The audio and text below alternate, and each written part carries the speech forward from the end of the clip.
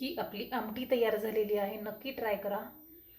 असेच नवीन व्हिडिओ पाहण्यासाठी चॅनलला सबस्क्राईब करा. आणि ही आमटी आपण अगदी कमी वेळेमध्ये बनवलेली आहे. नक्की ट्राय करा. व्हिडिओ कुठेही स्किप करू नका. नमस्कार. ही आपली रेसिपी आहे आमटी. आपण जे पुरण शिजवत असताना आपण जे पाणी बाहेर काढतो त्याला येळवणी म्हणतात. तर त्या येळवणीची आमटी आहे आज आपण बनवणार आहोत. त्यासाठी हे येळवणी काढून घेतलेलं आहे. हे पाहू शकता. अगदी आपण असं जास्त दाटसरही नाही आणि जास्त पातळही नाही अशा पद्धतीचं हे येळवणी काढून घेतलं आहे. आता याची आपल्याला आमटी बनवायची आहे. त्यासाठी आपण चला मसाला बनवूयात. इकडे आपण हे मिक्सरचं भांडं घेतलं आहे. आता यामध्ये आपल्याला हे थोडंसं खोबरं घालायचं आहे. हे वाळलेलं खोबरं आहे. यात हा लसूण घालायचा आहे.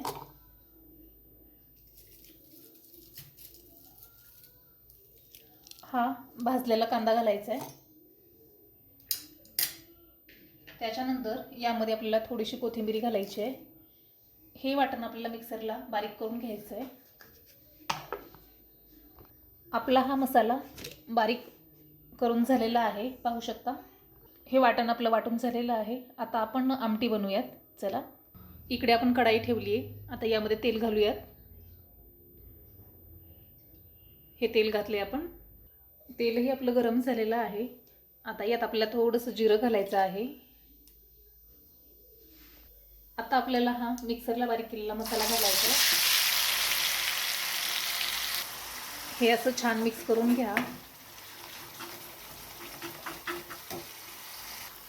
ही पाहू शकता आपला असा मसाला भाजून झालेला आहे. आता यामध्ये आपल्याला यामध्ये आता हे धने पावडर आणि जिरे पावडर टाकायचं आहे. त्यानंतर आपल्याला यामध्ये हे चवीनुसार मीठ घाला. आता आपल्याला त्यामध्ये हा आपला घरगुती काळा मसाला घालायचा आहे 1 चमचा. आणि हे छान असं मिक्स करून घ्या.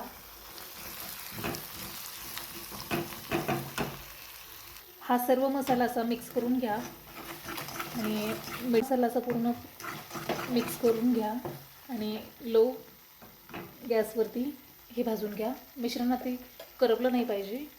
जर मसाला करपला तर आमटी आपली खराब होऊ शकते.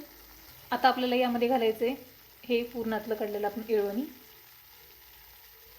गॅस थोडासा फुल करायचा आणि यामध्ये हे येळवणी घालायचे. अगदी असा तडका बसला पाहिजे आमटीला. हे मिक्स करून घ्या. यामध्ये थोडंसं पाणी घालूयात आपण.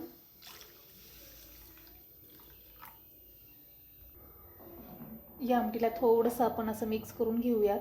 पाहू शकता कसला सुंदर असा कलरही आला आहे आणि यावरती अशी शेरवा तयार झालेला आहे. याला आणखीन 2 मिनटं आपण उकळून घेऊयात. आपली आमटी अशी उकळून झालेली आहे. हे पहा. जास्त आपण दाटसरही बनवलेली नाही आणि जास्त पातळही नाही. अशी मीडियममध्ये आमटी बनवलेली आहे.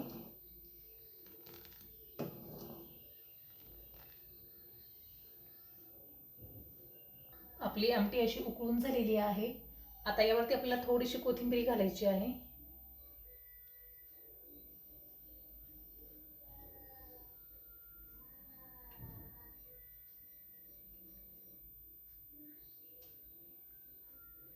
ही पाहू शकता आपली आमटी अशी पूर्णपणे तयार झालेली आहे. नक्की ट्राय करा.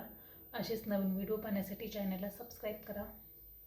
ही आमटी अगदी आपली कमी वेळेत तयार झालेली आहे. पाहू शकता.